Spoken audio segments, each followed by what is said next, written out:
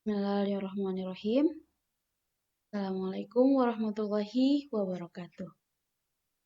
Perkenalkan, nama saya Dita Andriana, kelas B 2018. Ini saya akan memaparkan jenis-jenis evaluasi.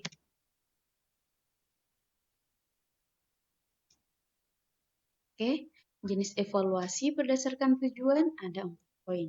Pertama, evaluasi diagnostik, evaluasi penempatan, evaluasi formatif, dan evaluasi sumatif.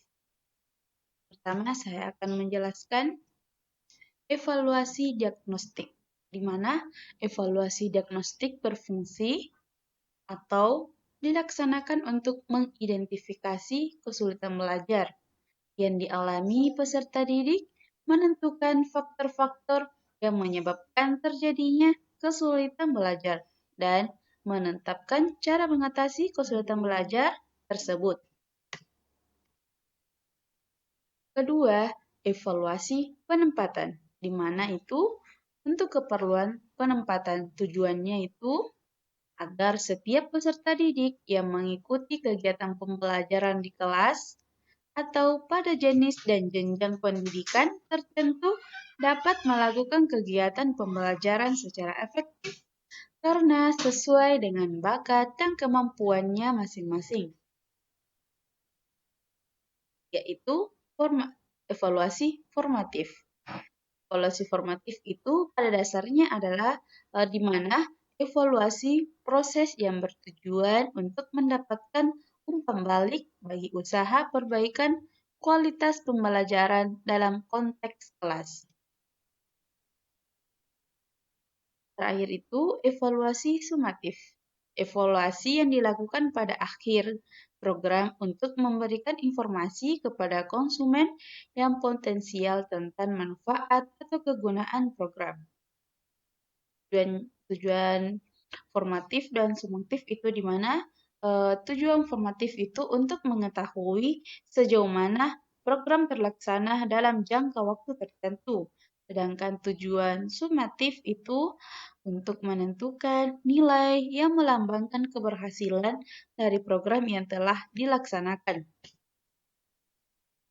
Adapun seperti pertanyaan formatif dan sumatif, pertanyaan formatif itu seperti apa yang sedang dikerjakan, apa yang perlu diperbaiki, dan bagaimana akan diperbaiki. Sedangkan pertanyaan sumatif itu apa hasilnya dengan siapa, dalam kondisi bagaimana, penataraan yang mana. Tindak lanjut evaluasi formatif dan sumatif. Nah, tindak lanjut formatif itu jika dilanjutkan programnya baik, maka dilanjutkan programnya terlaksana dan tindak lanjut formatif itu memperbaiki jika terdapat kekurangan dalam program. Sedangkan tindak lanjut evaluasi sumatif itu menginformasikan kemajuan program dan untuk mengetahui kedudukan dari program tersebut.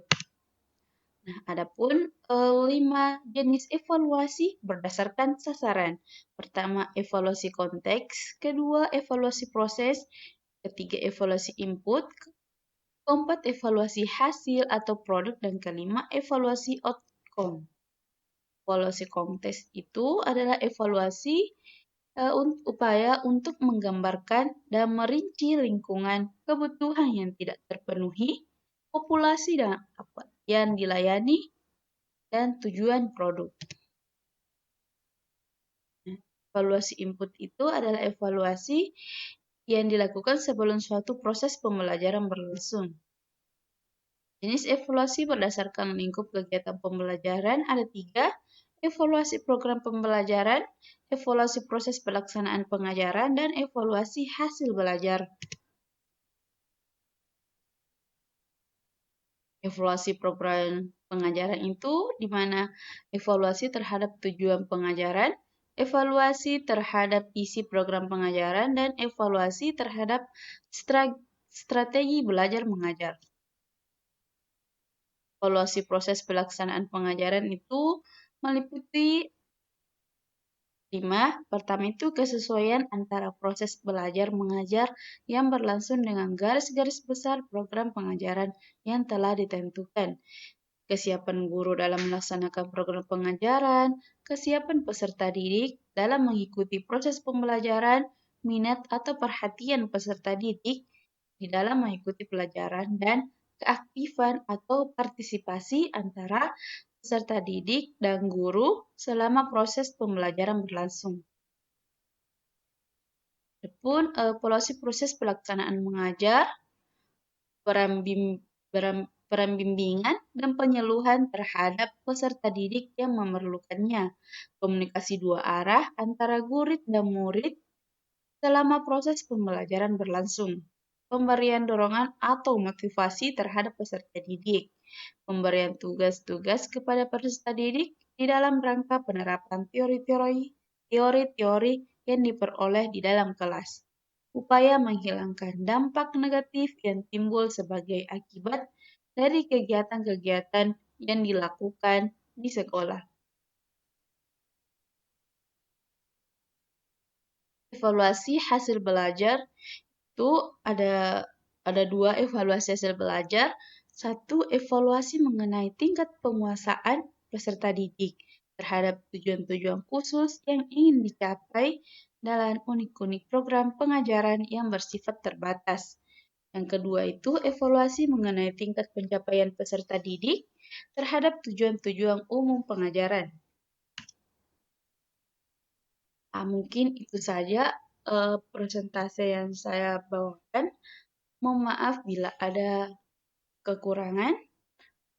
Assalamualaikum warahmatullahi wabarakatuh.